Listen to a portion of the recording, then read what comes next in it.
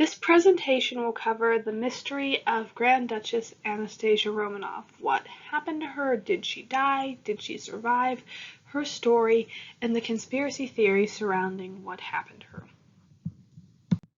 So before we actually dive into her story, we need to set the groundwork with some overall context.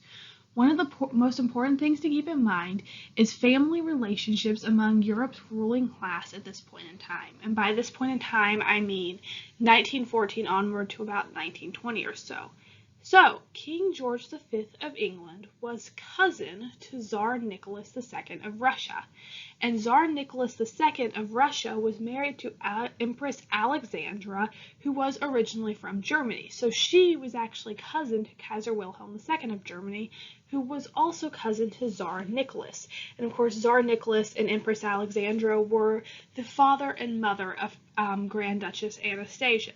Now, another really important thing to keep in mind is World War I started in 1914, and during World War I, England, France, and Russia all fought on the same side. They were the Triple Entente, and they fought against Germany, Austria-Hungary, and the Ottoman Empire.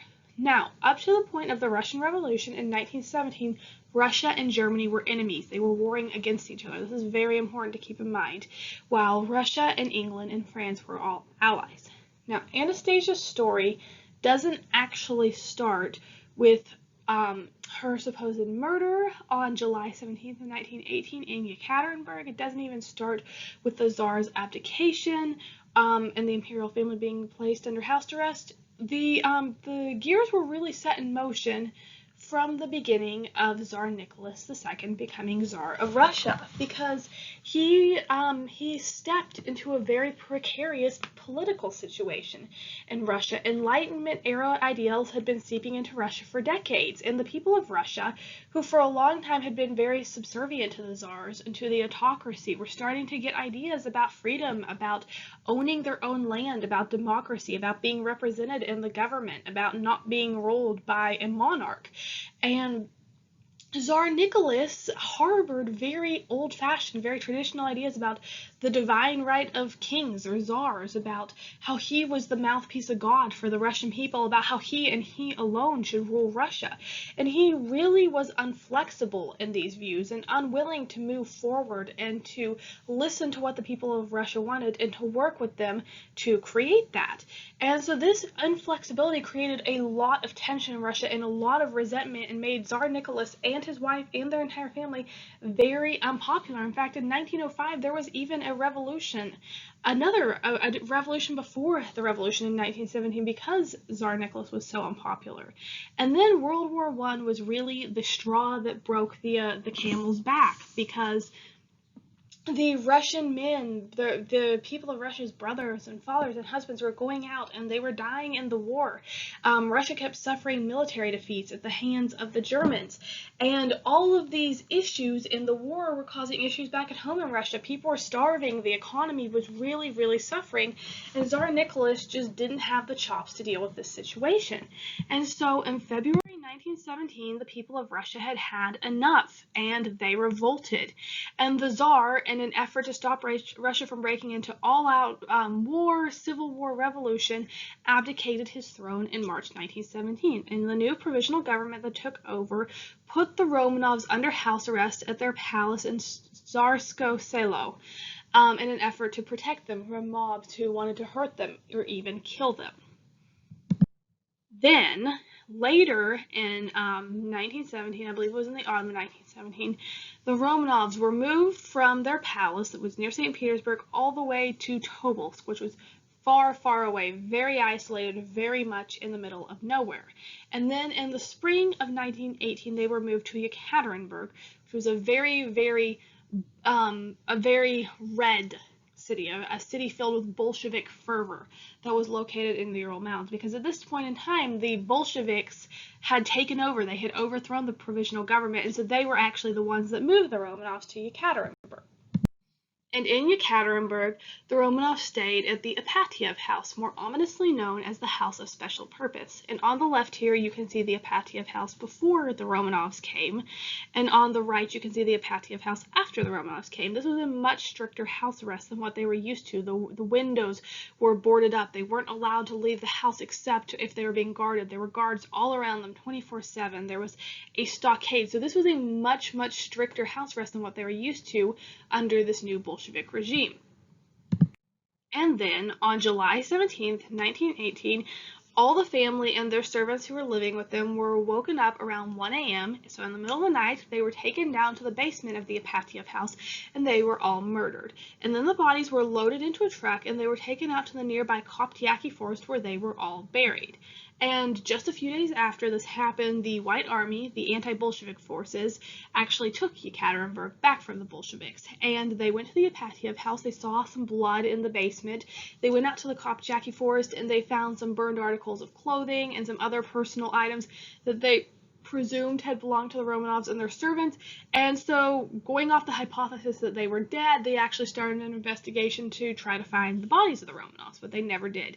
And at the same time this was going on, Lenin and the Bolsheviks actually announced to Russia and to the world that they had murdered the Tsar, but that his family had not been murdered, that they were still alive, but they refused to say what had happened to them. And so this really gave life to those conspiracy theories about the Romanovs surviving, about the Empress surviving, or her children surviving, or Alexei surviving. And then later it became more focused on Anastasia surviving. So the question now is, we know when this conspiracy theory first came to life. Who propagated these conspiracy theories and why? Before I continue, I want to make it absolutely clear that Lenin never ever propagated any conspiracy theories about the Romanov family members surviving. In fact, he and the Bolsheviks were more than happy to actually unmask imposters who claimed to be one of the surviving Romanov members, but at the same time, he could not admit that the imperial family had been murdered because of the alliances he had created, and here is why. So, if you remember, when the Russian Revolution happened, Germany and Russia were fighting against each other in World War I. But Germany really had a stake in getting Russia out of the war. She didn't want to fight with Russia anymore. And so Germany actually helped Lenin come back to Russia because Lenin had been in exile at the time that the revolution happened. So they helped him come back to Russia.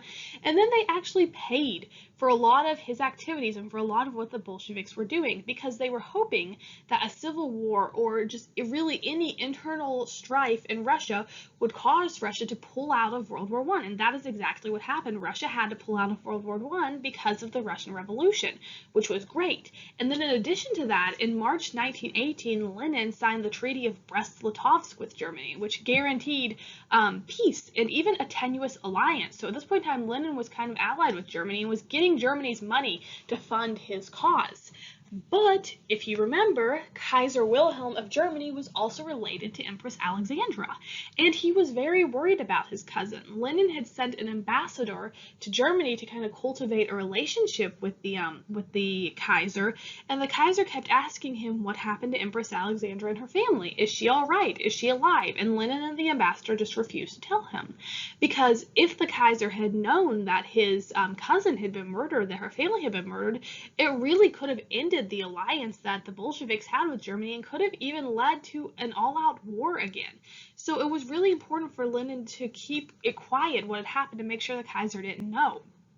Additionally, King George of England was also very worried about his family members.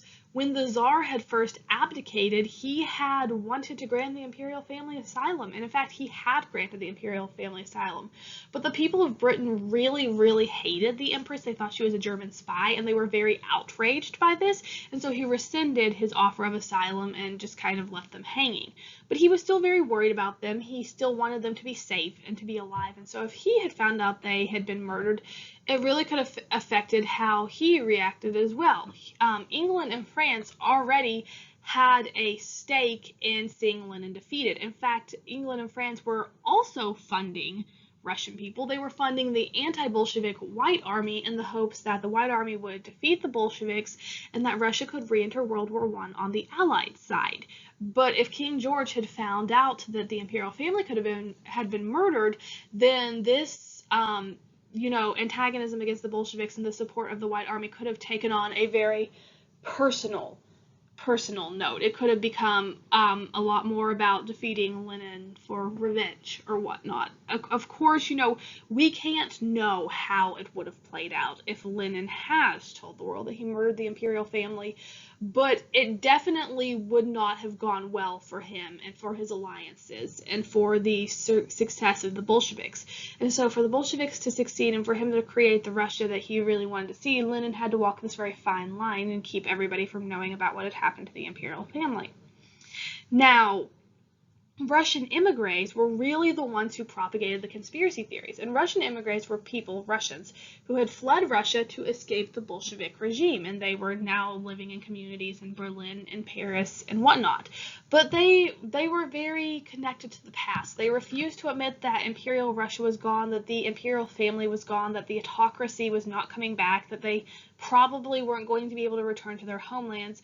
To admit that the entire imperial family had been murdered would be to admit that the past really was the past and that they couldn't get it back no matter how much they wanted it. And they couldn't do that. They just refused to. And because they so badly wanted to believe that the imperial family was still alive, they started these conspiracy theories that really had no basis in fact whatsoever, but were a way for them to cling to hope. A surviving Romanov or a surviving Romanovs would mean perhaps the past will return, perhaps Imperial Russia will be restored, perhaps we can return home and everything will be like it was before. And so because they really wanted to believe in that, they created these conspiracy theories and clung to them. Now, imposters, claimants, who claim to be surviving members of the Romanovs really did a lot to propagate these conspiracy theories too. And the woman who did the most to really take the conspiracy theories and turn them from being about the Empress surviving or Alexei surviving or any one of the Grand Duchesses surviving and really focus it on Anastasia's survival above all else was a woman named Anna Anderson. And she came forward in 1920 claiming to be Anastasia. She was very charismatic, very compelling, very hard to disprove. She had a lot of people who didn't believe her, but a lot of people did believe her. In fact, Gleb Botkin, who was the son of Dr. Botkin, who had been murdered at the Ipatiev house, who had lived with the Romanovs up till their execution, believed his entire life, believed vehemently that she was Anastasia. And he wrote all sorts of things defending her and championing her cause. So she was a very popular Anastasia claimant, and because of the fame and notoriety surrounding her, the conspiracy theories really shifted from any number of the imperial family members surviving to the legend of Anastasia surviving. And the legend of Anastasia surviving really became the romanticized fairy tale that it is today because of the media. The media really had been invested in the story of the Romanovs surviving from day one. And, ever since July 1918, books and newspapers and magazines had been circulating that spread all sorts of wild rumors about Alexei surviving, about the Empress surviving, about any number of the Grand Duchesses surviving. And then when Anna Anderson came forward and all the fame and notoriety surrounding her happened, the media really picked up on that and really built on it and created the Anastasia legend that we know today. And it started with books and with magazines and with more newspaper articles and with plays and then very quickly movies. The first movie about Anastasia came out in 1928. It was called Clothes Make the Woman, and it was a romanticized story about Anastasia being rescued by a friendly Bolshevik and moving to America, where she became a glamorous movie star and married said friendly Bolshevik by the end. And then in 1956, there was another movie about Anastasia starring Ingrid Bergman that became very, very famous. Of course, there is the animated Anastasia movie, which was then turned into a very recent Broadway play about Anastasia. In the 1980s, a movie came out about Anna Anderson and her struggle, which was also very romanticized. And even today, the story is still extremely popular and extremely lucrative. The picture in the bottom middle, Anastasia, Once Upon a Time, is a modern fantasy retelling of Anastasia's story and has speculation about what happened to her. I've actually seen several books that came out in the past few years that tell Anastasia's story and weave in magic and romance and all sorts of different things. So even today, the story still has a lot of clout. It's still a very popular story that can be retold again and again and again, and people still like to see it. So, of course, the question is now, What happened to the real Anastasia? What evidence do we have that she died or that she survived? Well, up until 1991, there really wasn't any evidence to prove it one way or another. You know, there was the blood in the Apatiev house, of course, there were the burned scraps of clothing and other things in the Koptyaki forest, but there were no bodies, and there really wasn't any solid proof one way or another that Anastasia was dead or alive. And of course, claimants like Anna Anderson did a lot to make people think Anastasia is alive. She survived. Even if she's not Anna Anderson or one of these other claimants, she's out there somewhere. Now, in 1978, Geli Ryabov, who is going to become very important to our story in just a minute, actually got a hold of an account written by the executioner Yakov Yurovsky, who was in charge of the Apatiev house when the Romanovs were there and was actually present for the murders of the imperial family and, in fact, actually killed several of them. So not only does his account detail that Anastasia did, in fact, die and that he killed her, but it also details where all the imperial family bodies were buried, which meant that Geli Ryabov could take this account, and he and a local geologist could go out to the Koptyaki forest and they could actually find the burial site of the imperial family. And in 1979, that is just what they did. They went out and they found the gravesite of the imperial family. Now, they actually kept their find a somewhat secret until 1991 because they were worried that revealing such a big Soviet secret when, you know, the Soviet regime was still in place would result in their death. So they kept it quiet until 1991 when Gorbachev's Soviet regime ended, and then they came forward with their find and allowed scientists to see it and for it to be tested and for all those things to happen. So here are the remains from the first gravesite. Now, anthropological testing was done on them, DNA testing was done on them, facial recognition technology was done on them, and what they found was that the skeletons in this first grave were the remains of the Tsar, of his wife, of 3 of the Grand Duchesses, and their 4 servants, but Alexei and 1 Grand Duchess, either Marie or Anastasia, was missing. Now the story gets really interesting here because one of the corpses, or the skeleton number 6, they did age testing on it and they found that based on the age, the skeleton could either be Marie or Anastasia. So then they did height testing on it and they also ran facial recognition software on the skull, and they found that based on the height of the skeleton and the skull, that the facial recognition technology that they'd done, that they thought that this corpse was the corpse of Anastasia because the height wasn't a match for Marie, and neither was the facial recognition software that they ran. But facial recognition technology was still very much in its infancy at this point in time, especially when you're working with photos that were taken, 1916, 1917, 1918, and are very grainy.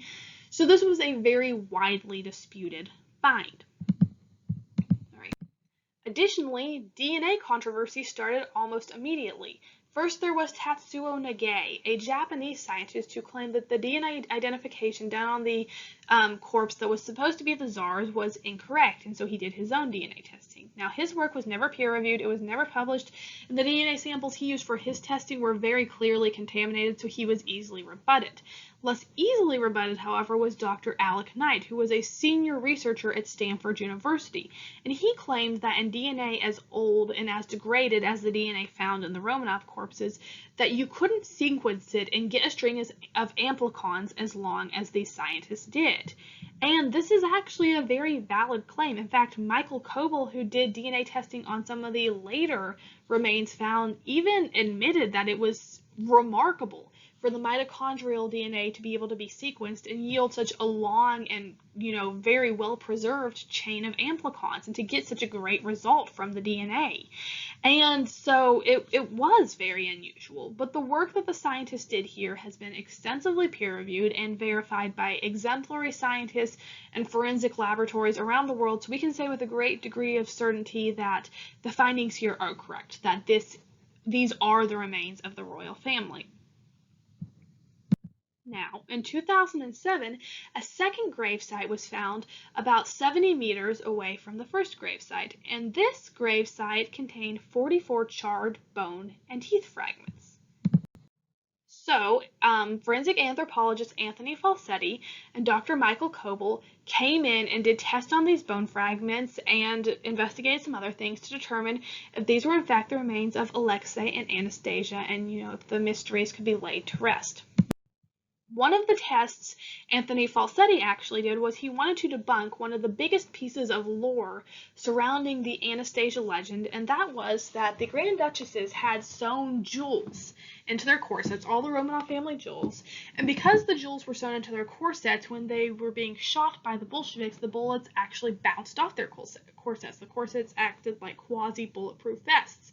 And further, when the Bolsheviks tried to stab the Grand Duchesses with bayonets, the bayonets bounced off as well because of the jewels. So Falsetti actually had a corset recreated that was lined with diamonds and other precious jewels of the hardness of the jewels that the sisters would have had sent into their corsets. And then he had a vintage military expert come in with some 1918 Browning pistols, which is what the Bolsheviks would have shot the family with, and shoot at the corset, from the range away that the Bolsheviks would have shot the Grand Duchesses. And what they found was that these jewel-lined corsets would have, in fact, protected the Grand Duchesses, that the lore was true in that regard at least, that these bulletproof or quasi-bulletproof vests that they were wearing did protect them from bullets and bayonet stabs, at least to the chest area. So, does this mean that Anastasia survived? Unfortunately, DNA testing conclusively proved that the remains found in the second grave were the remains of Alexei and of Anastasia. She was murdered that night, July 17th, 1918. No, the bullets could not hit her in the chest, and neither could the bayonets because of the jewel-lined corset she was wearing, but she was shot in the head, and then when that still didn't kill her, she was smashed in the face with a rifle butt until she died, and that is how she ended. And the reason she or Marie, it's still not actually conclusively determined whether Anastasia was found in the first grave or in the second grave, but it really doesn't matter. The reason one of them and Alexei were buried separately was because the Bolsheviks really messed up the entire burial of the imperial family. They had a predetermined burial site, and they had all the bodies loaded up in a truck, and they were taking them there, but the truck got stuck in the mud. And so, in an effort to be able to get the truck out, they pulled out the two smallest bodies that they could find, burned the bodies, and buried them right there. And then they were able to get the truck out of the mud, and they proceeded on. But about 70 meters later, the truck again got stuck in mud that was actually worse this time. So first they built this little log bridge thing in an effort to get the truck out, and then when that still didn't work, they unloaded all the bodies, buried them under the bridge, along with some containers of sulfuric acid to hopefully disfigure the remains, and they just left them there. And in an ironic twist of fate, the White Army inspector who had actually tried to find the missing bodies of the Romanovs back in 1918 took a picture of this bridge, but he never thought to look underneath it. So the bodies remained hidden until the executioner Yurovsky's account told us where to look. So this is the final resting place of the Tsar, the Tsarita, and the three Grand Duchesses. It is the Peter and Paul Cathedral in St. Petersburg, and the Russian Orthodox Church has made all the Romanov family saints. However, the church to this day still denies the DNA testing and the results that were found on the final two remains, so the remains of Alexei and one of his sisters. And so those two were not allowed to be buried with the rest of their family members, and they are still kept in storage to this day. Thank you for watching. I hope you enjoyed it and that this was educational and you learned something new. I hope I didn't talk too fast. I tend to do that, especially when it's a subject I'm very passionate about, so please forgive me if I talk too fast or if it wasn't clear enough. I'm really sorry about that, but I hope you enjoyed it anyway. Thanks for watching and have a good day.